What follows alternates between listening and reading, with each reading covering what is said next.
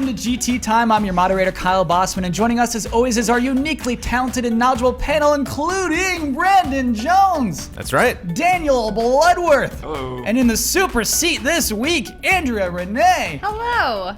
You came into town just to do GT Time. I did. Just for us. Thanks for having me, guys. Yeah, awesome to have you here. Oh, and of course, the lovely Ian Hink in the booth. Uh-huh. Okay. That's all you're getting. Move on. Yeah, clearly that's all we're getting. Andrea, the question for the person in the super seat on this rotation is, what is your most recent big mistake, and what did you learn from it? I mean, could be a really big question, a really deep question, but the only thing I can keep going back to is that I finally downloaded Candy Crush. Now I did it. Big mistake, guys. What drove Big you mistake. to finally, Don't after do it? Like, it's been out for years. Yeah. What drove you to finally do this? I was bored at an airport, and I had played as much Kingdom Rush as I could play for the day, and I was like, well, maybe it's not all that bad, because I saw a guy in the airport playing it on his iPhone, and I was like, oh, well, maybe I'll just download it, see what the hype is all about. Oh my gosh, you guys, I'm in deep. This is bad. Crushed. I was gonna guess like a really long food truck line or something. But airport will do it. Yeah. So wait, the guy you saw at the airport, did he seem cool or did he seem rich? Like, what made you see that and be like, oh, I should do that too? Well, weirdly, he was like, I'd say like mid-40s, like in a business suit, like clearly like traveling for work of some kind, or just really flying to vacation swanky. And the reason why I thought about it recently was because my mom is playing it as well. Oh, okay. And so she was like obsessed with it, talking about how, she's got to get to like this like level 215 or something crazy. And I'm like stuck at level 38 or whatever, like really low level. So I was like, well, clearly there's some kind of strategy involved. There's a reason why King is as successful as they are because of this game. But it's a big mistake because it's a rabbit hole that you need to go down. You don't need to go down. Don't go down that rabbit hole. Don't do it, guys. So that is what you learned. The thing that you learned is that you should just not do it. Yes. Okay. Yep. So everyone at home, don't even try it. Also, you may have noticed if you're watching this podcast, we're trying some new things with our monitors. None of them are going to work. Everything's going to be bad today. They are all falling asleep. It's just a monstrosity. But, we're trying to make this show nicer to a viewer so that you could like scrub through it. If you're like, I don't care for corrections, I'm skipping through it, then you'll be able to do that. Which is, speaking of not caring about corrections, just a fantastic transition into corrections. Please begin corrections music, and I'm going to try this for one. There we go, corrections. You've got a lot of weird ones in there. Kyle, do it. Yeah. You want a high five for that? Like you're correcting Almost. things this episode that I don't even know when you we are said in them. control, Kyle. Okay, so here, I'm going to try to get through them pretty quickly. First of all, we got to settle the Lale Lule Lo. I'm going to read the wiki entry. This is on the Metal Gear wiki, okay? This is going to be it. Lale Lule Lo was a term automatically substituted for patriots. Government and military officials and others under the Patriots' direct control were manipulated by nanomachines inside their bodies so that whenever they tried to say the word patriots, their mouths would actually form the words Lale Lule Lo to keep the information secret. However, it is also thought that the term is simply trained into their operatives as known Patriot affiliates under their control, such as James Johnson, such as Revolver Ocelot, and Drebin 893, can talk freely to the Patriots. If you have a problem with that, go correct that wiki page. I don't want to hear about it unless you fix that wiki page. Can I explain to Andrea why I have a problem with that? Really quickly, No, and I'll go find the fix the clip, wiki and I'll bring page. it up. Okay. That in Metal Gear Solid 4, Snake says to Meryl over the comms, Patriots, and she replies, Lale Lule Lo. Yeah. But we hear Patriots, but she didn't, so why do we hear it? No, Meryl's Fourth just... wall. No. She's just got more nanomachines in her than Snake does. No, Yeah. that's not on the wiki for I'm sure. not even entertaining this as a topic of conversation. Okay, so. good. Moving on. PlayStation 4 Remote Play does indeed work at 60 frames per second somehow. Wait. Don't wait. We got to keep rolling. But that's what? not a correction. Yes, because I said it there's was no way it does. I said there is no way that works, and in fact it does work. Final Fantasy X HD is coming, so there is a PS2 game that's going to be on 8th gen consoles. Yes. Pikmin 3 had a long demo where progress carried over. I said Miyamoto would never allow anybody to play his game for 2 hours without paying. He did in fact do that. Oh, and okay, here we got to read the God of War timeline. This is from Tank59. Put a lot of work into this. In 2009, God of War Collection released. That includes God of War 1 and God of War 2, remastered in HD. Also had a demo for God of War 3. That was $40. In 2010, God of War 3 was released. That was a $60 release. In 2010, also God of War Ghost of Sparta released on the PSP for $40. Then in 2011, God of War Origins released. That includes God of War Chains of Olympus and God of War Ghost of Sparta, remastered in HD. That was $40. 2012, God of War Saga released. This includes the same remasters from God of War 1 and 2, released on the God of War Collection and God of War 3, and their same remasters of God of War Chains of Olympus and God of War Ghost of Sparta. That cost $60. And then in 2013, God of War Ascension is released, and that was a $60 game. The God of War Saga is the purchase there, man. That's Look the at that. purchase. That's what you got to get. That's the value. Wow. And then finally, this one came from Moonshine. This is something I was in the button remapping on the update for PS4. I was kind of dismissive about it. Yeah, you were. When I watched the episode from last week, I was like, that was like the bulk of the update. I wish That's I'd known really that before big. I started playing Bloodborne. And it wasn't just the button remapping. They also allowed you to change certain colors and shading in the menus for people who have colorblind issues. This is exactly what Moonshine brought up. You're right. This feature is extremely beneficial for gamers who have disabilities in muscles or hands, or who have only one hand. This update allows these players to enjoy games with more comfort. You're right. Why would I be dismissive about that? That's incredible. Because you're insensitive. Yeah. And corrections music. And let's see if we can do this. We're moving on to our first item. Nintendo Direct happened yesterday, on April 1st. Oh boy, it's been a long week. It feels like last week. April 1st, not a good day to actually announce news. Everybody it was should a take bad that day idea. But Japan. I went through all my email last night. I'm like, is this real? Is this real? I don't know. Which are your announcements? And then people will do the disclaimer, this is not an April Fool's prank. And I'm like, I don't actually believe you. For looking at what you're telling me, I don't believe you. So, okay. Yeah, I mean, what a dumb day. What a dumb, stupid holiday. I love it, though. Like, it's just a stupid day of the year that everyone's a weird weirdo. I'm like a little okay with it.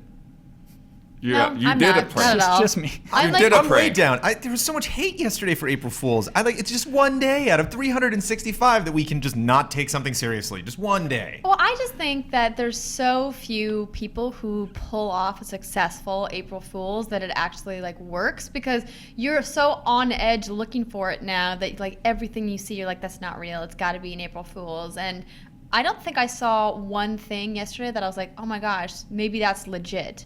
I mean, did you see the selfie shoe? That was No. the closest thing to potentially being as dumb as a real thing could be. Essentially, it's a shoe that has a slot in the bottom of it for your cell phone, so you can put your foot up in the air and take a photo of yourself with your shoe. That's an actual product. You're right, because that one could sell. 100% that Right? could sell. Exactly. Though you're keeping your phone in your foot all day. That is weird. I guess you're No, extra you one. just put it in there when you're taking the photo and then you take it out. Oh, okay. Yeah. But I said, what if I'm wearing a dress? Then no shoe selfies for me. Yeah. Well, you could be alone. You could be out in the wilderness in your dress, and then nobody cares. In right? heels. On a hike. in my shoe selfie heels. Before we do talk about this Nintendo Direct, I want to talk about something that happened before it, which I think is still bigger news. Oh, right. Zelda for Wii U was delayed 7 days ago. That's huge. That was a big deal. Brandon shrugs his shoulder like it's no big deal. I saw that coming a mile away. Are you kidding too? me? Come Really? on. Oh yeah, Of course. I will say I did not see them pulling the game from E3. Even if they're going to delay it, I thought for sure that they would at least show something. But saying we're stepping out of E3 with Zelda, I think is a huge mistake. Because we've had Zelda trailers that have come out before that you then get the game and you kind of look back at that trailer and it's like, oh, they changed a lot. That boss looks a little different and they tweaked this and there. And so just show us something. Just show us. You obviously have more than you're showing. Show us that, even though it's not exactly what the game's going to be. It's just get us. Yeah, it's weird. Yeah, Just I mean, back if you up. actually go back and you look at the early Twilight Princess stuff, and just this is just some really random test area that doesn't exist at all. But I think developers are maybe afraid of that in a way, because it's the damned if you do, damned if you don't kind of mentality. Oh, the fans want to see something, but then if you put out something that's different than the thing they already saw, look what happened to Watch Dogs, right? So they showed this amazing presentation at E3, and then 2 years later, the game finally comes out, and people crucified Ubisoft for that, So it's maybe Nintendo is doing the right thing by not showing it.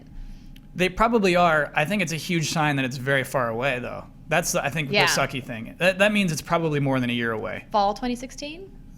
Early Hopefully. 2017? Yeah, exactly. You know, I think the way that Aonuma was speaking, he said, we're finding new possibilities in what we can do with this game. Does that mean NX? I think it might be, right? Because where are those new possibilities coming from? You've had the Wii U for 2 years now.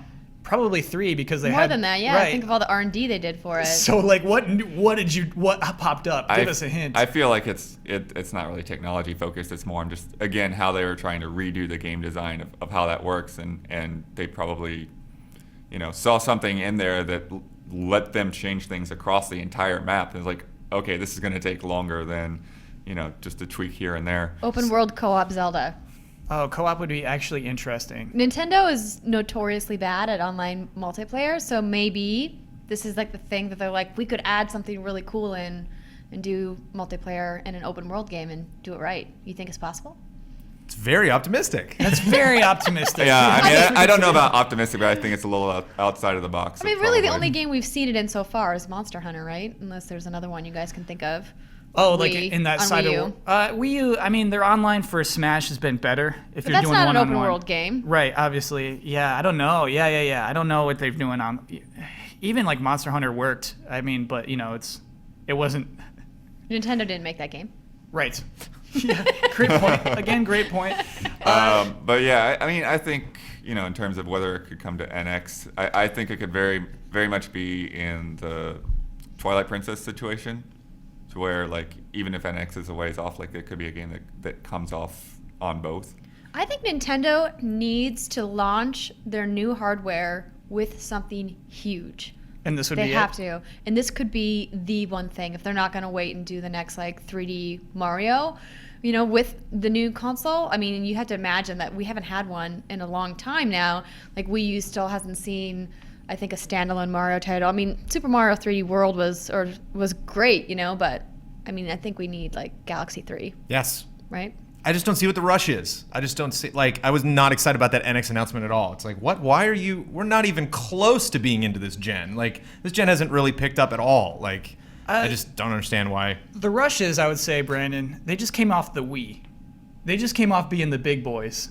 And then they had this Wii U. Right, that they rushed into. That they were like, we're the first in the next gen. And like, they're going to do it again. Like, they're like, going to come out with this little gimmick or something. And then like, here, like, the PS4 is just going to be killing it. And they're like, okay, that's cute, Nintendo. Anyway, business as usual. It's like, I don't need it. I don't need another Nintendo console for any reason whatsoever. Yeah, I need a Metroid. I need Star Fox. I need Zelda. I need the Galaxy 3 or some like. But maybe free they're roaming, realizing free that moving camera the Mario power game. of the Wii U is never going to stack up to the power of the Xbox One or PS4. And if they want a hope of competing in this new generation, they have to do something, especially if they want to retain any of their third-party partners, right? So right now, the Wii U is all first-party, with the exception of a few select third-party games here and there. Like I think the standout last year was Bayonetta 2, but I mean, what's that game for 2015?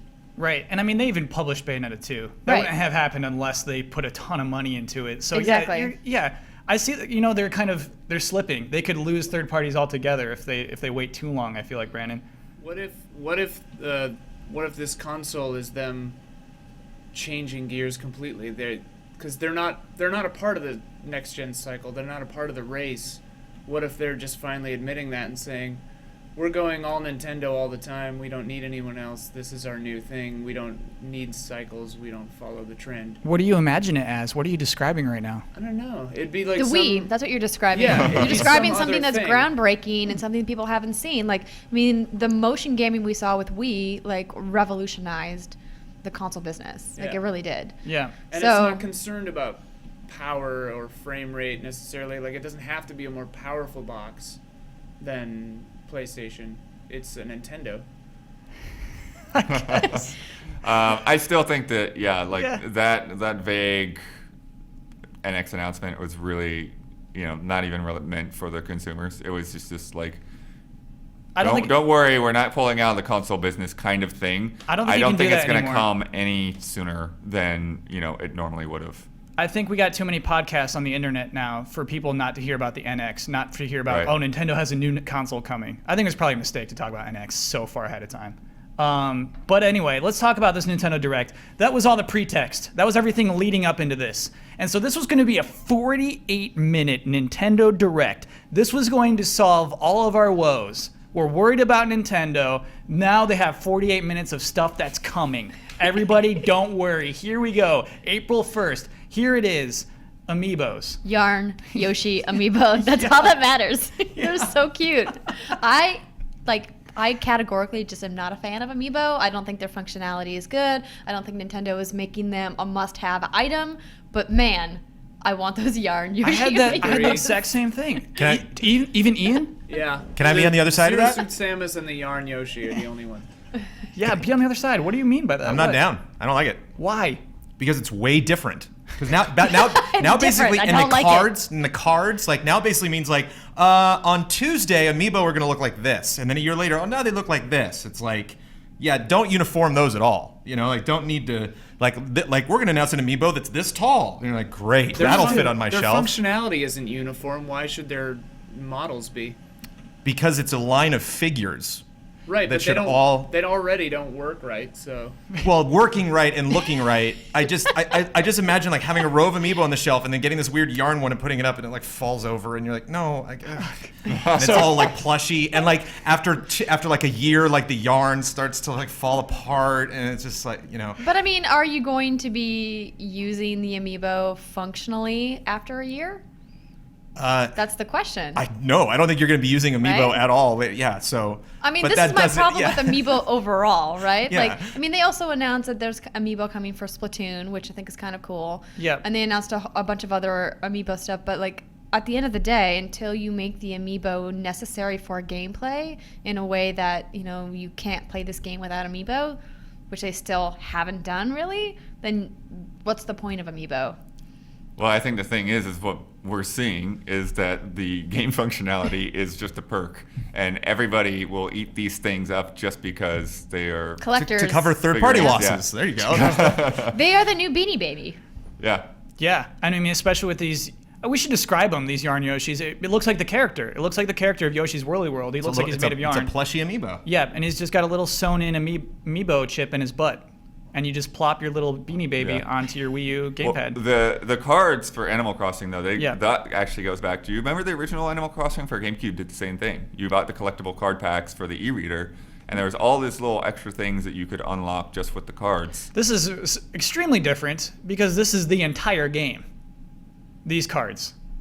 These Amiibo cards. Well, you mean the characters? I think that the game probably works without a card of some kind. I think that, well, the way the game was described, it's called Animal Crossing. Happy home designer. Thank you very much, Brandon. How do you retain that? How do you, who doesn't care about this at all? Because we talked about this on GT Live yesterday, and we couldn't come up with a name, and so Yeah. I knew it was home designer, and then you Yeah. came up with the happy. So I'm Happy like, home all right, designer. boom, it's in there. So what this game is you've stripped all of the game out of Animal Crossing, and it is now just moving around furniture inside of a home.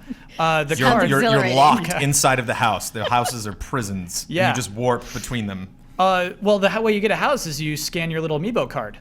Yeah.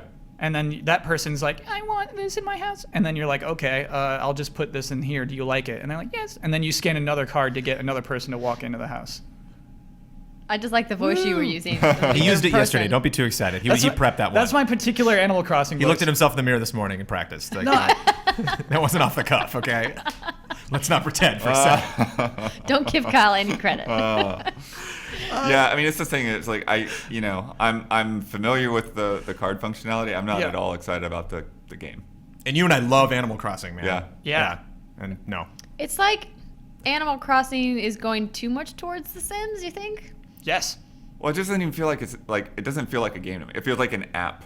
It feels like an app. That's Like a really the good description. like the one that they put on the Wii U, the little plaza thing with Mm-hmm. the tree in the middle. And it's like, oh, you can see all your Animal Crossing characters in HD. And it's like, okay, that's cool for like 5 minutes, and then you never need to go back to it. Yeah. What it feels like is a money making scheme. That too. That's all it feels like. That's a lot of this stuff. For which- Nintendo? Yeah. Well, they need all the monies. Nope. Yeah. Which leads to the Which leads to the Animal Crossing track and Mario Kart. That's what you were talking about, right? no, I was talking about the Mi Plaza thing. Oh my gosh. VIP room. $4.99 for each of those like Me games?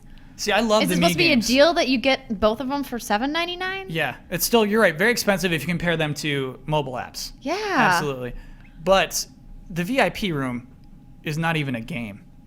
This is everybody. This is a special room that you could put special friends in. You can pick up to 100 special friends and you put them in your VIP room, and then you always know where those are. Speaking of airports, never it's like the lose them. special clubs at an airport. You know, Yeah, it's like right. gotta. This is a file folder. $5 $5 for a file folder on your 3DS. I didn't even think about it that way, but that's exactly what it is. Yeah, and it's called like premium. It's, oh my gosh, it is absurd. It also allows you to track birthdays for every single me Yeah, that you you run know into. what? Google Facebook- Calendar does that too. Yeah. Facebook has made birthdays meaningless for everyone. There's just like this annoying notification on your phone. It's like, how do I turn this off? Imagine if Facebook asked for $5 to keep track of birthdays. That is what this is. Give it time. Give it time. It's coming. It's coming. I want to wrap up Amiibo though by talking about if you think it's smart, if you think Nintendo should double down on Amiibo, or if you think it's gotten a little absurd. I think it's gotten absurd, and I think they should double down. They're Okay, both. sure. I mean, It's ridiculous. Yeah, I- they're clearly successful. I own right? a lot of Skylanders. I own every single Infinity figure, except for the crystal ones, and I don't own any Amiibo. And I'm so excited that I don't. I'm so happy that I'm not in that because it just to me it's Skylanders and Disney exists in a realm of, to me, of creativity and marketing. I can appreciate it for both things. It's like, ooh, I see what you did there to create demand. Good call, Activision and Disney. And oh, isn't this great? Isn't it fun that it actually like it lives in this world? And I see the creativity that went into that. I look at Amiibo and see marketing. I see nothing creative about it at all. It is literally just pure marketing. Yeah, it's like Andrea said. It needs to be a game that requires them, not just a game where they're additional or they're even holding things back, like in Splatoon. There's like things that you can't get unless you have the Amiibo, which is absurd to me. Blood, you like Amiibo? You like what Nintendo's up to right now? I mean, give and take. As I've said before, that like their select Amiibo that I'm looking forward to. I'm looking forward to the Yoshi one and the Ganondorf and Olimar. Wait, why? I'm gonna ask why I just you're looking like for those Olimar. things. Like that's the thing. Like again, the whatever functionality is a perk. Like the Captain Toad thing I tried out the other weekend, and like this is just annoying to like have to tap Toad on every single chapter page to then go into the level again and just find Toad and tap on the screen. Yeah, I mean, definitely an afterthought in that case. But I think that some of those figures, I like the look of them and the build of them, and that's about I think what most people are going for. What I think is kind of dumb, like again, they spent all this time showing, here's Ganondorf and Olimar and stuff, and then I look in September. Why do I need to know about a figure that's coming out in September, 6 months from now? Pre-order. Amiibo, you can pre-order Amiibo. That's the problem. Is Yep. you can't get things unless you're pre-ordering them, or you're going to Best Buy. It's like I just want it without a hassle. You can't have that. You can't I have that. also, I also love the shout out. I love Trennan, being like, oh, and we're gonna have more Martha Amiibo, so get out there and go get them. Your Like, it was like a second dare. chance. He did. It's like He said, "Don't miss out on good your luck." second chance." Exactly. Andrea, do you like Amiibo? I said at the beginning of this that I don't like Amiibo. Right. I am a die-hard Nintendo fan. Like Super Mario Brothers was my thing forever. Like it was the game I started playing games on. I still play all of the Mario games. When they first announced Amiibo, like I looked at that Peach Amiibo, I was like, I need to have it. But then I was like, no, I don't, because first off, the designs aren't that great. I'm saying it. Yes. They're not that great, especially when you stand them next to an Infinity figure. It does not compare in quality as far as a collectible toy is concerned, and the functionality just isn't there. And I don't even remember the last time I picked up my Wii U gamepad, because when I play on Wii U, it's rarely with the gamepad. It's Using usually the with the Pro. Pro controller. Yeah. So it's just like I don't need these, but like I said earlier, that Yarn Yoshi Amiibo may just be the thing They that did gets it. me to buy, because I love Yoshi. He's so cute. They cracked They're us. so adorable. They are real. Then they're like. So I might have to get one or all three colors. I don't know. It is I interesting. don't know why they don't have 20 colors, man. Only 3. You stopped at 3? Again, I was like, wow, way to hold back, Nintendo. The other colors will come. That's 3 is the starting. But there'll be a 4th. There'll be a completer color. Yeah. Oh my gosh. Like Black Yoshi. I think it is worth mentioning really quick. That game was delayed till fall in the U.S. Probably I missed that. Probably because Zelda got bumped, and that's pretty frustrating. The idea of delaying a game just to pad out a schedule as opposed to like make the game better. Do you think that that's why they did it? I do think that's why they did it because apparently it's still coming out earlier in Europe. Oh, really? Yeah, so exactly. That's I hate nasty. that regionalized stuff. Yeah. But I can't really. I shouldn't say that because here in the States we get pretty fortunate with releases a lot of the yeah. time. So sorry, world friends. Yeah, imagine like our Australian podcast. If we live in Australia, They hate us. We're talking about games from 3 months ago. Yeah, that would. Oh man, and their games are so expensive. I always have such feelings for Australia for some reason. I do want to talk about the things that made me happy. It wasn't all bad news. Shin Megami Tensei Cross Fire Emblem is real and it had a huge trailer. None of us recognized what that I was like, Yeah. what is happening on screen right now? Yeah, I want to get your impressions. What do you think of that game? Do you think this is a big announcement?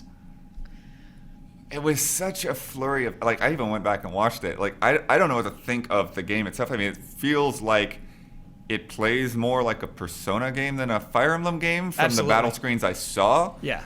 But, you know, the Fire Emblem stuff is, you know, because Fire Emblem in a way, it can be kind of plain and straightforward. You know, like it has a good art style, but it's not trying to do anything like really crazy high fantasy or anything like that. But like this is like very ornamental like characters and lots of extra details on them and that kind of thing.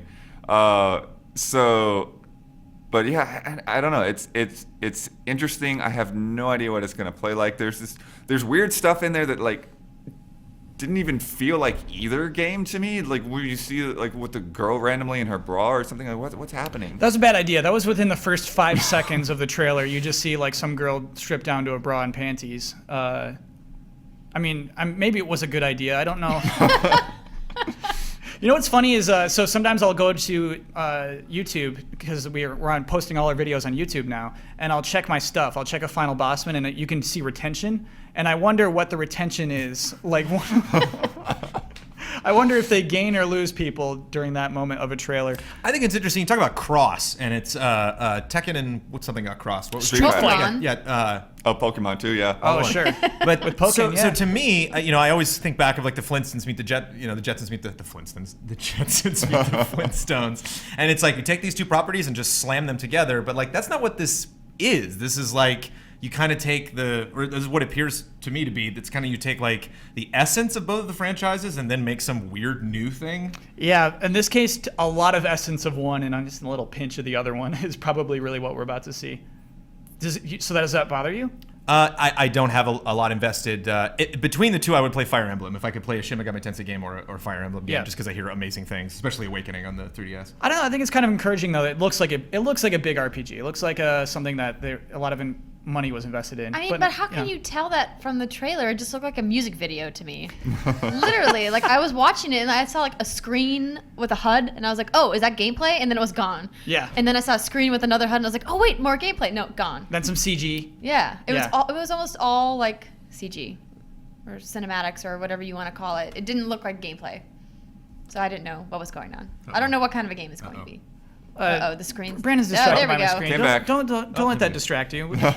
Imagine people listening to this, as a podcast or on their drive to work, and they're just listening to us talk about Shin Megami Tensei, but then they realize that everyone sort of starts finishing sentences nervously, and they're like, "Is that screen still?" You gotta You're ignore bringing it. more attention to it than I did, Kyle. I gotta You're call the one it. who started this conversation. I calls them how I sees them. Yeah, what I kind of, it almost felt to me in a way as if the Fire Emblem characters were being summoned into the Persona I think world. that's exactly how Yeah. that works. Yeah, I'm very excited about this game. It might be Definitely the best part of that stream. I mean, Yeah. a brand new game announcement, especially something that they talked about a while ago, is clearly the win for a direct. That's what you want, Yeah. I noticed, like, it's funny. I noticed, like, because you and Damiani were commenting during the stream. Yeah. And whenever something would go to black, and Damiani would say, "What's this?" I'm like, "They got him. That's it. That's what you want. You want that moment of like, okay, what's it gonna be?" And so That's the fun of watching something live. You're Yeah. right. That cut to black. You're 100% right, Brandon. I do want to move on. Let's talk about Halo 5. Got a release date this week. I'm sorry. I gotta call it out again. Every time I switch slides, Brandon looks back at the TV, smiles. He's really excited about what's happening here. on me, I see it's quality control. Yeah. Just making sure everything's working right.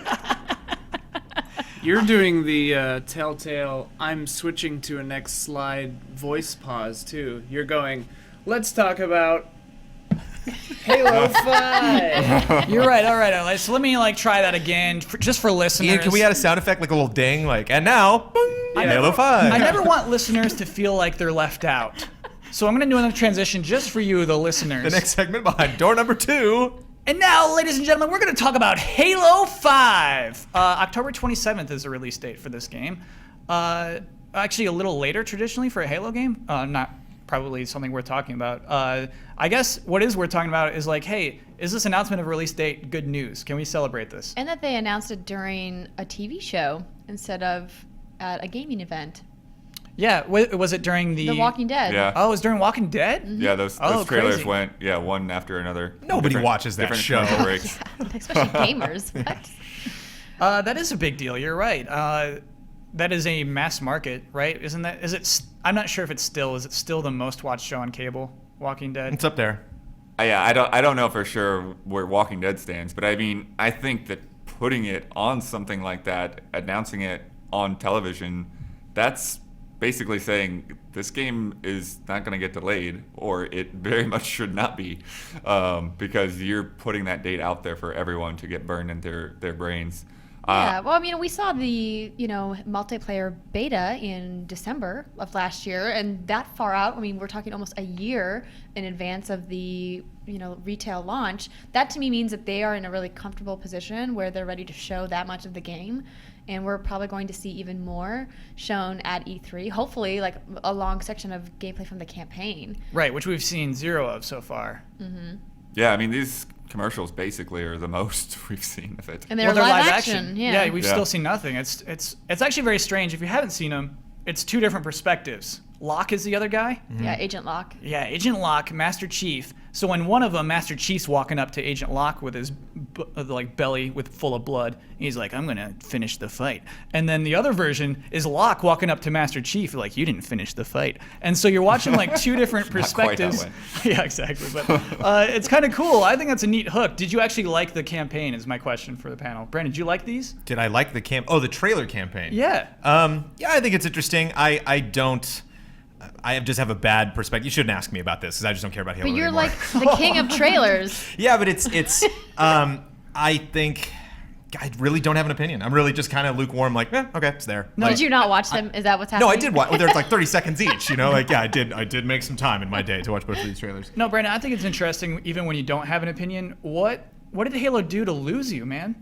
I'll tell you this. I think it's a weird ploy to be like, oh, remember this whole Halo series? Yeah, this other guy was there. It's like, no, he wasn't. You thought of that now. You didn't think of that a long time ago. You're afraid You to didn't walk. think of that before Halo 4, during Halo 4. You thought of it after Halo 4. Then now it's like, oh, let's add this guy to the campaign and pretend he was there the whole time. And then this new guy that you don't know, he's relevant. And it's like, he's not. I don't care. I don't care about Agent Locke. I don't know who this guy is. And they're like, oh, here's some more spots. Who is he? And it's like, I don't know. You haven't told me. So I don't So care you about must this guy. be upset about the rumors that the majority of gameplay in the campaign is supposed to be from Agent Locke's perspective, not from Master Chief. Considering it's a first-person shooter, I don't care in the slightest. Because it's like, it's not. You're not looking at him. Well, so then why do you have so much hate for Agent Locke if I don't you don't have care? hate for him. I don't care. Well, you clearly And so care. You're I- upset. You're visibly upset. I question Microsoft's initiative to create these things and attempt to create an interest around this character that they have yet to explain. So you didn't watch the series Halo Nightfall, because that was their big pitch with the Master Chief Collection. They said, listen, you buy the Master Chief Collection, we are going to put these terminals in the revamped Halo 2 that's going to provide narrative detail as to what's going to be happening in Halo 5, and if you want even more backstory to give you details about what's going to happen with the narrative in Guardians, you need to watch Halo Nightfall, this digital series we did with Steven Spielberg, right? That was the whole pitch for the Master Chief Collection. So clearly you just skipped it all. Didn't work. I also haven't played Halo 4. The series just kind of fell You off for didn't me. play Halo 4? It just kind of fell off for me. I don't. It was so good. Halo 1 through 3 were really good and wrapped up and were great. And then when they're like, oh, now here we go and we're continuing more, it's like, I don't get the vibe that you're continuing this because, gosh darn it, we just got to tell this story. It's like, no, it's your biggest thing that Xbox has. You have to continue this. I'm just gonna 343 disagree has with to you. do something. I thought 343 did a fantastic job taking the reins over from Bungie, and I'm really looking forward to seeing what they do with Guardians. You know what's kind of sucky about Nightfall and even like Powers is these are things I feel like I should be obligated to at least watch, check out. All it takes is one meh. If one person says MEH, I will not look at it. And same thing for both of those things. You know, I heard worse than meh about Nightfall. I don't Yeah. know because I'm meh on Bloodborne, and you all are playing that. That's right, I well, said it's, it. it's too late. That's If right, you I had said said it. the meh a couple months ago, it might have had an impact. But now we're all beasts now. There's no turning back. I actually haven't met a human who's meh on Bloodborne. I've met people who are strongly opposed to it. Like no, Yeah, no, they're not for either me. like, this is great or this is the worst. Yeah, how are you mad on Bloodborne? I mean, I don't want to derail our conversation. We can talk about it. I love to derail. I really like to go on little side routes. Why am I We're meh gonna get on about this. it? Yeah. Okay. Oh, he's like not letting it go. Okay. He doesn't let anything go. I'm meh about it because there's nothing about the lore and the fantasy of that world that has grabbed me as a player. I feel like we could talk later. We could talk about the lore. There's some good stuff in there. Okay, you can Yeah. try Well, to. it's the make same me- Halo argument. Like I'm sure Halo 4 is an interesting story. Like I'm sure there's some cool stuff going on there. It's just from an outside perspective, someone who hasn't played Halo 4, just looking at advertising for Halo 5, not really grabbing me. Yeah, I mean, I think that's the thing for me with Halo. I think there's two weird things. Number one is, this giant rabbit hole of Halo lore like has never grabbed me. Like I have no interest in watching a Halo TV series or movie or anything like that. It's like, okay, I think like there's a couple of those characters like I like hearing them in my ear or whatever, and they resonate with me a little bit, but I don't want to find out all this expanded universe stuff. The other thing is it's just like it's weird to me how big the marketing is and how early it is. And it's almost like Microsoft saying like, "Hey guys, we still don't have anything before Halo, so look forward to Halo." I don't mind that at all. I think I wish there was a Zelda announcement and a huge Zelda trailer. Do you know what I mean? I think it's cool they're treating it like this. They're treating it like the Avengers, and it is their Avengers. I mean, it's their tent pole Right. first party exclusive. It's absolutely what they should be doing. And I've been a big critic of both Xbox and PlayStation for not having a tentpole AAA exclusive that gives gamers a reason to buy a next gen console, right? Like there still isn't a definite reason why you need to have an Xbox One or a PlayStation 4 right now. Well, I That mean, game does there's- not exist. there's I mean, Bloodborne. Bloodborne could arguably be the first game for Yeah. PlayStation to be like, you need a PlayStation to just play this game. But, I mean, Xbox doesn't have that yet. I mean, there's been some good games. Like, I really enjoyed Sunset Overdrive. I really enjoyed Forza. But, like, let's be honest, those games weren't necessary right now. You can play those after you get your Xbox One, and they're still going to be just as good games. But they weren't like, oh, my God, you must play this now. And I think Halo 5 is that game for them. See, look, our little side route tied right back into Halo 5. It was absolutely worth it. I was directing this the whole time. I do want to move on to, you're the one who started this conversation. This week, really, oh my gosh, I'm so happy somebody called this out. This is from Sleepmaster 9000. In episode 4 of GT Time, around 14 minutes and 27 seconds, a side bet was made between Michael Damiani and Kyle Bossman that the Amazon Fire TV would still be relevant next year. This episode was posted on the 3rd of April 2014. By the time the next episode, it would be a year. And this person wants closure. And so I guess we have to decide now if the Fire TV is still relevant. I would say yes. I would say it's definitely still relevant. Amazon is making a big play to do more development, both in video games, but also in original content.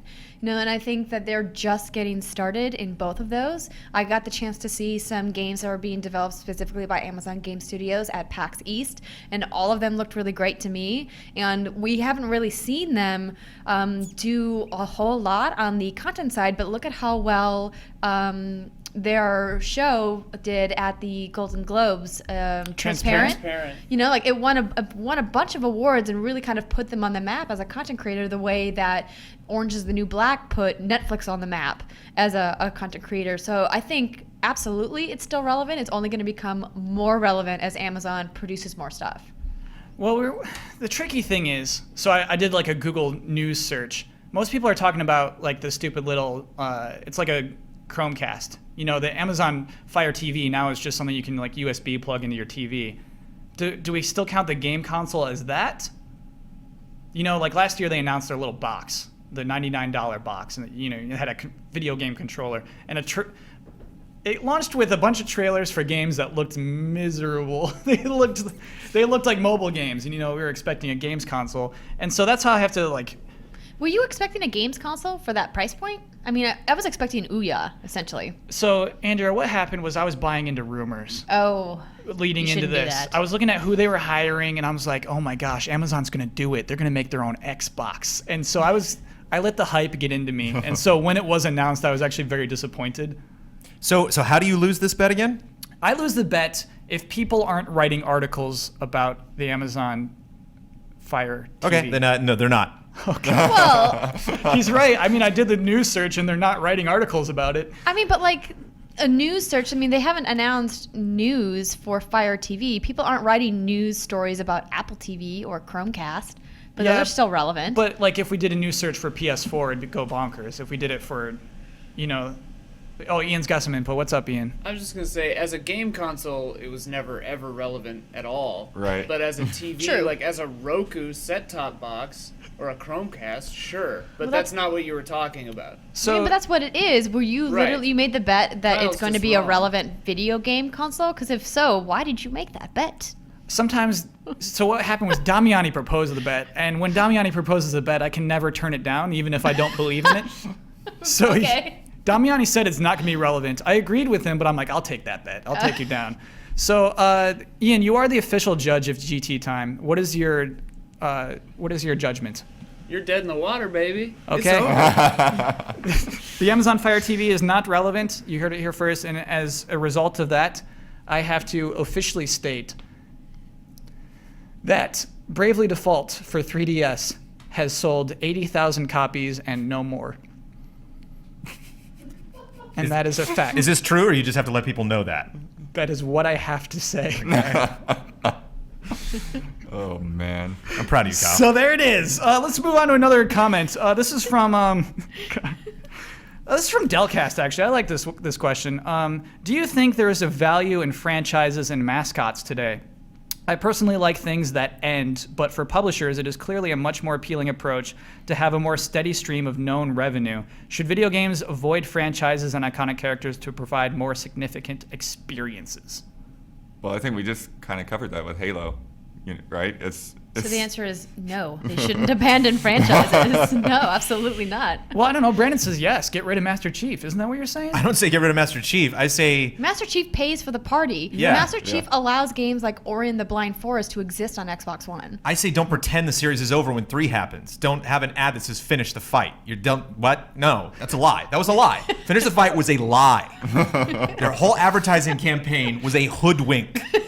That's what I don't like. So, Fools. You know, I don't like the whole idea of like, oh, it's over. Oh, no, it's back. Oh, no, it's over. And we're going to go through the same thing again. was all a Halo dream. 6 is going to happen. It's like, oh, it's all wrapped up. We're done. And then we get the Xbox fruitcake or whatever it's called. Like, whatever, the next system. it's like, not whatever going to be it's fruitcake. called. It is. It's going to come in thing. It's going to have raisins in it. And it's going to be a whole thing. But they, and then Halo 7. Oh, Halo 7. What a shock. It's just that's what I don't like. So I have a question then, actually. Do you think it should be more like Marvel movies? Should we know probably 3 years in advance what games are going to come out?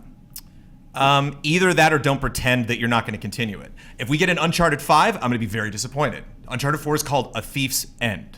And they're really selling it. They're like, okay, we really love this franchise. We can't help but make an Uncharted for PS4 because, man, what a powerful console, and there's all these fun things we can do. But when we're done with this, we're moving on. We're going to do another franchise. That'll be Sully. And then later it's like, no, never mind, we're back. And it's like, I hate that. That really that bugs me. Yeah, I because then think- why am I exciid? Like, I'm excited because you're ending it. So I Like think Delcast said. you have to decide, what you're doing, right? Because, like a Halo or something is like, obviously this is something they're going to keep doing and keep making constantly. Last of Us, I think you've told that story. It can stop there. Maybe you can tell another story in that world, but I think it would be really hard for it to be as impressive. Well, I think Naughty Dog is in a unique unique position compared to a lot of other developers who are potentially working on these tentpole franchises, and saying that they worked on, one of the most iconic franchises for the PlayStation family of consoles, Uncharted, and then proved, hey, we can put out a new IP that nobody's heard of, that this is a standalone thing, and it's going to be the most awarded game of the year. Like, more accolades than any other game the year that it came out, right? Yeah, Naughty Dog, by the way, also Crash Bandicoot and Jak and Daxter. Yeah. They're franchise makers, and then they're just like, okay, we're done with it. They'll ditch it. Because they've proven that they have a track record that they can make successful games, Yeah. Like in these franchises. And that's why, Sony said, we trust you to do this project that has nothing to do with anything you've ever done before. But how many other developers can do that? Obviously, Bungie has been able to do that with Destiny because they had Halo as a track record. But so few developers are in that unique position where they've worked on a tentpole successful franchise long enough that they can take those risks. But there's always needs to be a mix, because without that success to lay the foundation of financial security for these publishers, then they can't take those risks, Yeah, you need both. Yeah, What was the line you opened with? Master Chief pays for the parties? Yeah. Yeah. Master Chief pays for the party. Master Chief pays for the parties. I think where the one that's kind of spiraled off and gotten it sort of wrong is Assassin's Creed, because it's like, okay, here you have this huge franchise, and you set it up with a story that felt like it was going to have an arc and a beginning and an end, and then at some point they're just like, we're just going to have to get rid of this because we don't know where it's going to go. I mean, the original story in Assassin's Creed is still a little crazy, right? You got space wizards and this present day Abstergo stuff. But I will say that they've made a continuous arc using the present day Abstergo as like the thread that ties it all together. And if you guys are fans of Assassin's Creed and you haven't played Rogue, you should play Rogue because it ties up some stuff, and then the new games are going to tie into it even more. Even what I saw in Chronicles, the kind of standalone 2.5D games. The China one, yeah? Yeah, they tie into present-day Abstergo as well, and I'm really interested to see where they go in Victory. I mean, I know they haven't really talked a lot about what's happening. I'm quite frankly not interested at all in this London story, but I want to see where they're going with present-day, because that to me is still really exciting, and I know a lot of Assassin's Creed fans are excited about that, but I feel like they're making it smaller and smaller. Yeah, that's part of the gameplay every year, which is kind of, I don't like that choice. An interesting thing about that series, I think, is that they don't even show the present day stuff in any of their trailers or in any of their E3 because it's super demos. top secret. They barely Yeah. show the present day stuff in Unity. You can't, Yeah. you can't talk about, when you go to these events and get the chance to actually talk to the people who work on the game, like PR has that on such lockdown, like they are not allowed to say anything about present day at all. That's so strange, and that's the part you care most about.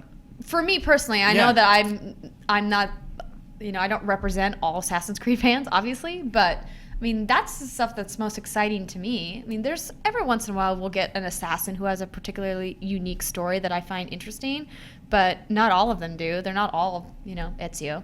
Yeah. But yeah, that's why I think the thing's gone off, because it's, it's like the first few games, it's like, yeah, it was a cliffhanger and all of that, and it like really, you wanted to see what was going to happen next, and now it's just like, yeah, you walk around the office, you see that thing, remember that thing that was a big deal? Yeah, she's just kind of hanging out in a computer now.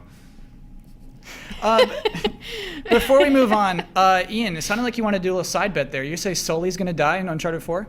Oh yeah. Okay. The thief pretending is no. Sully, not Drake. Okay, so my theory is that Drake is simply retiring. I think he's gonna somebody's gonna chop off his legs or something. I think the thief's end is just Drake decides not to be a thief anymore. Because Sully dies. Are you willing to take that bet that Sully doesn't die? Sully's gonna be dead. Never played an Uncharted game. What? Okay, so Never? You've never played? I played the train part of 2, and then I was like, these controls are weird. so Oh, man. so Ian, if Sully dies, 1 month after the game comes out, I will write a eulogy for him on Twitter. So it'll be a 140 character eulogy for Sully. And I'll tweet it 1 month after the game comes out, so most people will say that's a spoiler and get really mad at I me. don't know, 1 month doesn't seem long enough. Yeah, that's the stakes. Okay, what do I have to do if he doesn't die? So then, God, He has to dress up like Nathan Drake for a GT10. Oh, that's cool. That's a So you I have just to. put on like some. No, like that's the That's not latest even a cosplay costume. ever. Normal, Come doesn't on, it? he wears like a shirt that's half tucked in I'm and horrible jeans. at everything that has to do with bets. Yeah. Coming up with I'm them, wearing winning his them. costume right now. No, you have to. No, he has to marathon You gotta stream, Uncharted yeah. on live stream. Full playthrough Friday, All of it. Uncharted. That's a long full playthrough. Let's make him do 2 hours of Or Uncharted I'll 4. just play them. 2 one hours? of them. That's nothing. You Okay. could force me to play Last of Us. That would be terrible. Yeah, it wouldn't be. You would have such a great time if you just gave it a chance. All I right. gave it 7 hours. That's a chance. Honestly, that is a chance. If you don't like something after 7 hours, you're probably not going to like it. So, Ian, you just tweet out that you really like Uncharted 4. You're not allowed to sound sarcastic. And included with that picture is you cosplaying as Nathan Drake. And you have to include at Naughty Dog at the end of Here's your the tweet. thing. I like the Uncharted games. They're just not my style of game that I want to play. Okay, I like so- the look and the feel and the story seems cool and the characters are funny. So your tweet says, "This is my style of game." Okay, we're going to lock Also, that in. Quick question Yeah. about Halo. Correct me if I'm wrong. Is Master Chief, still the same dude, right? Because Yes. Master Chief, to me, that's how you keep that mascot going without ruining story arcs.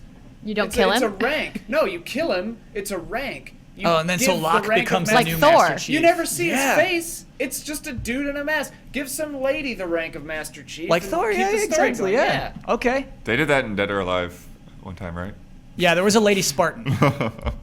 Why do you laugh? It worked out really well. It was cool. It was just weird because it basically looked exactly like Master Chief, but it was. Oh no, it's not Master Chief. It's this.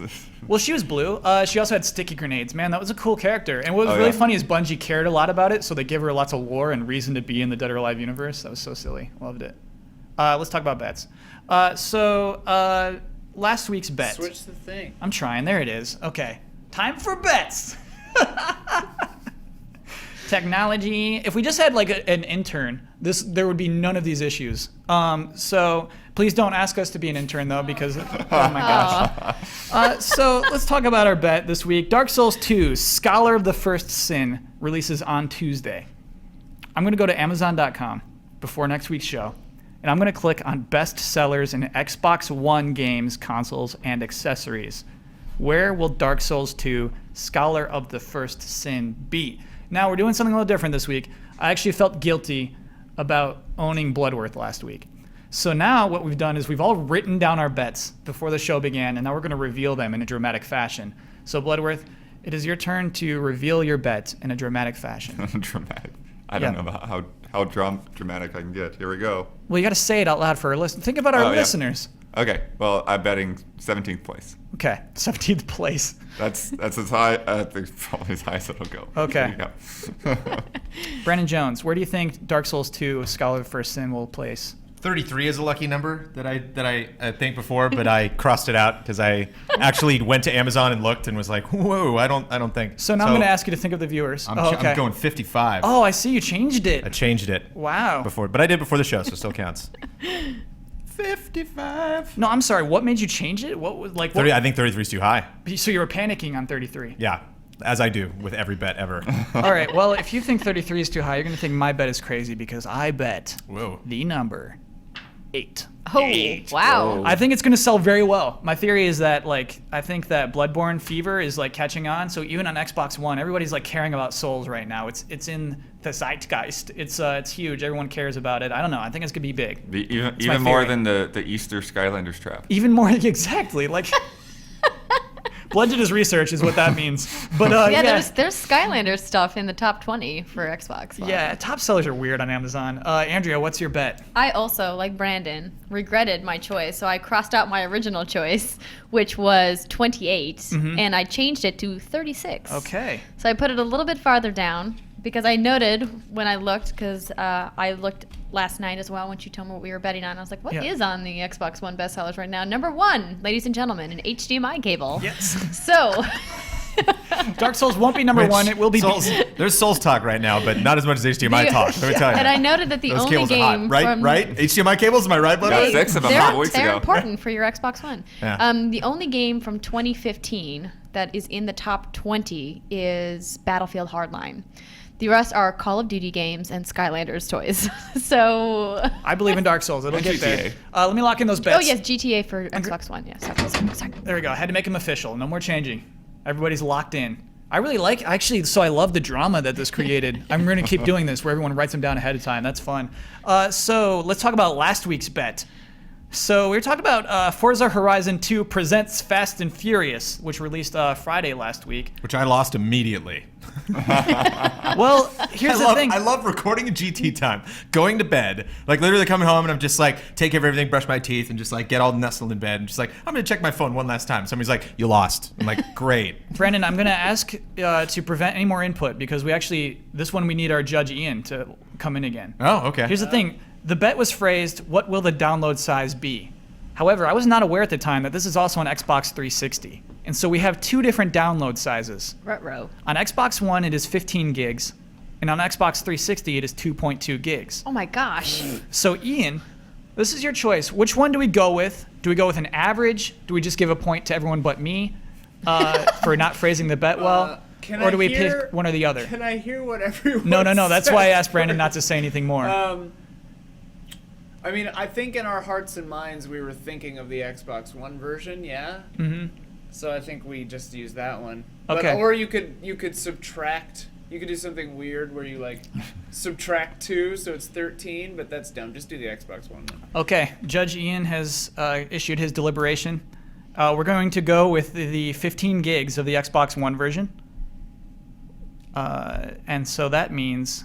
Oh, let me reveal what everybody's bets were. I should have done that. Well, I can't do that ahead of time because of Judge Ian. So anyway, last week's bets. Blood bet 10.4. Brendan Jones bet 2. You would have been right on the money. You would have been right on the money if we're talking about Xbox 360. Sorry. I bet Living in the past. 10.5 to Hose Blood, and Elise bet 3.5 in the Super Seat. So that means that I win that bet the dirtiest way possible. Gotta admit, I don't feel good about that. You've been hosed. Bloody got hosed. So that brings our points. Super Seat has 4 points. Bloodworth has 5. Brandon Jones have 1. And I have a dirty 3. So what that means is I have the opportunity. Everybody looks at the monitor again. I have the opportunity to promote any video I want on GameTrailers.com and close us out. I didn't even prepare a video that I want to promote. I have one for you if you'd like. Please, Andrea. Yeah, we barely ever get you, so please, what should we promote? Well, I just did a preview of Assassin's Creed Chronicles China, a game that I'm very excited about. It seems from other previews that I've read that other people are also excited about this game. It looks cool, yeah. Even if you guys are not Assassin's Creed fans, or if you maybe have a little franchise fatigue, I highly recommend checking it out. It's only $10. It's part of the Unity Season Pass if you bought that. I mean, and for the gameplay that you get, it's absolutely worth that price. So I'm really, really looking When's forward it to coming? playing it. I forget. I've read the script and I April forget. 21st. Oh, cool. What makes your preview good, though? What makes this actual video really good? All of the gameplay that you see is me playing. It's all direct feed. Do you feel pressure when you're capturing a game? Absolutely. Yeah, me too. All the time. And with a game like this, since it's a brand new game, it's not as much pressure. But if I'm playing, say, Dirty Bomb, which I played for another preview event that I went to, and it's a PC arena shooter, which I'm terrible at, Yeah. then there's I ask the dev usually hey, could you play a couple rounds for me so I can capture you playing instead of me playing? But then on the other side, are there times where you do something awesome and you're like, yes, I got to write that down and that has to be in the video? Yeah, absolutely. I have a totally random question for the table that Yes. I bet no one will have an answer to. Okay. But I got one, Okay. which is why it's relevant to me. Andrea, do you remember the first game you ever played that was recorded? That you knew what I'm doing right now is going to be used for a video later? Oh, man. I know mine. Brandon, start with yours. Grand Theft Auto 3 for the PlayStation 2. Recorded on DV cam tape. So were you Back sweating? in 2001. I remember it was super weird. I remember I loaded up this point right by the hospital on the first island, and I turned right down the street, and all the other guys, my co-founder Jeff Grotz of GT, everybody was behind me don't screw up, Jones. It was this way before streaming and stuff, and it was just oh no, I have to really be good at this. Not just because people are watching me, but because we're wasting tape. I actually remember mine. I worked on GTTV at the time. We were doing a segment that was the top 5 weirdest crazy games. And one of them was Muscle March on the Wii. This is a game where very sexual, muscular men are running around with each other. And a panda. And a panda. And you have to match their poses with the Wii remote. and I was stressed out on my mind. I think I was swearing at the TV. People were wondering, like, because I'm still Silent Kid at this time, like, what is this kid's deal? What is wrong with him? Should we help him? Like, no, nobody helped. And so I was capturing that game. Boy, it's hard. And so I found an exploit where if you hit start, you can change your pose, and then when you unstart, you're in that pose. So I like. Which isn't good for capture, though. It's not good for. It's awful for capture, but I felt so good for beating the game. Didn't get it. Yeah, Blood. Do you remember yours, Andrea? I think if it weren't for the stress that you were talking about, I probably wouldn't. But I do actually remember being stressed out, so I think I've got it. It's when Jeremy Hoffman hired me at G4 for Cheat. I think one of the first things I had to do was something for a Samurai Warriors game. I think it was 1 or 2, something like that on the 360. I'd never played any of those games before. I thought they should be really easy, but for some reason, it was just kicking my butt. And I was just stressing. I was like, I just got this job to play video games, and I can't play a video game right now. What the heck is going on? So yeah, I'm pretty sure that was it. I don't have that same kind of experience that you guys do, because most of my experience playing games at events, I would come back and give preview code to one of my colleagues, namely Sohinki or Lasercorn. Sometimes we'd let Jovenshire do some capture, because we all used to work together previously at Mahalo Video Games and then at Clever Games, and now they, of course, are at Smosh Games. So I luckily didn't have to do much. I remember distinctly the first time I did capture that was going to be used was at the Call of Duty Ghosts multiplayer reveal event, which was, I think, in 2013? Oh man, you have to be so pro to do that capture. Oh my gosh, I got Yeah. crucified in the Yeah. comments, right? Because I'm nothing like a pro Call of Duty player. I was just doing it for fun, right? This is the first time they're showing it. It's brand new, but I'm sitting next to guys like T. Martin who's just crushing it. And I'm like, oh man, I feel like such a jerk face. No Mahalo shout out, Ian? Not like Mahalo. I worked at This Week In. Yes, with sister Andrea, company. sister Oh, company, okay, Same sorry. room, doing what I'm Yeah. doing right now. Ba-boom. Operating a TriCaster. Full circle.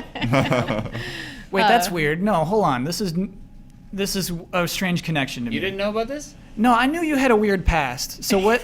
A Gets shadowy weirder than patch. that. Okay.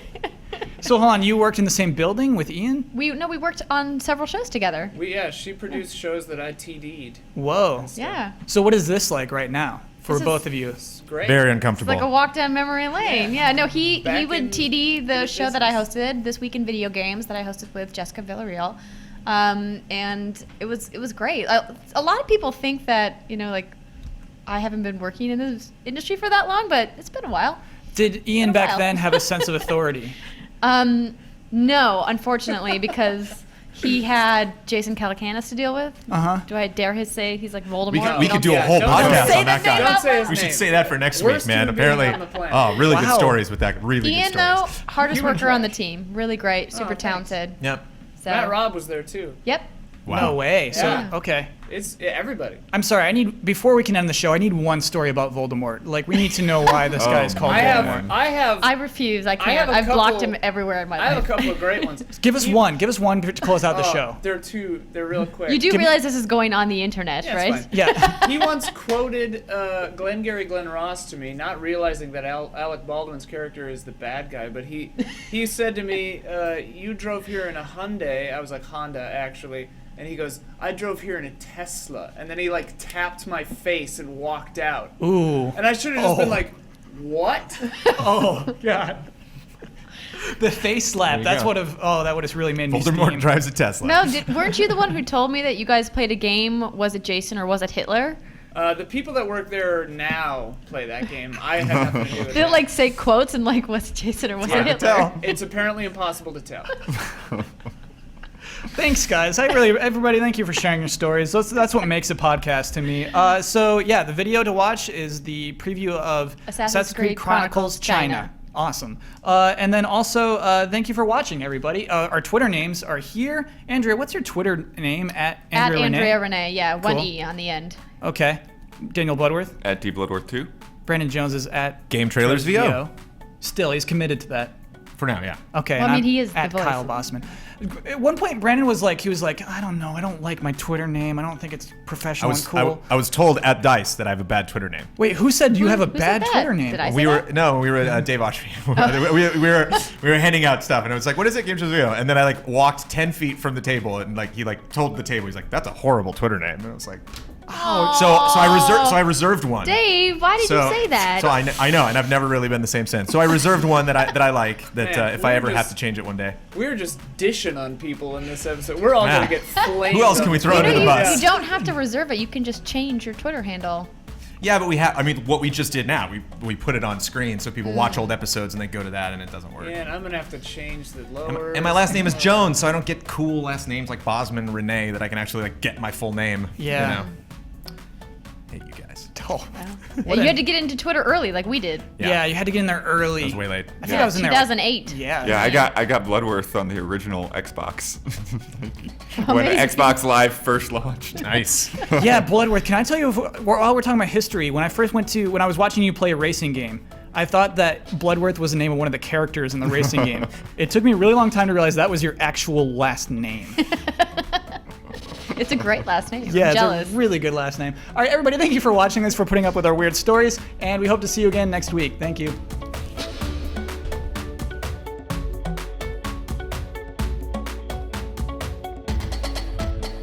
I love.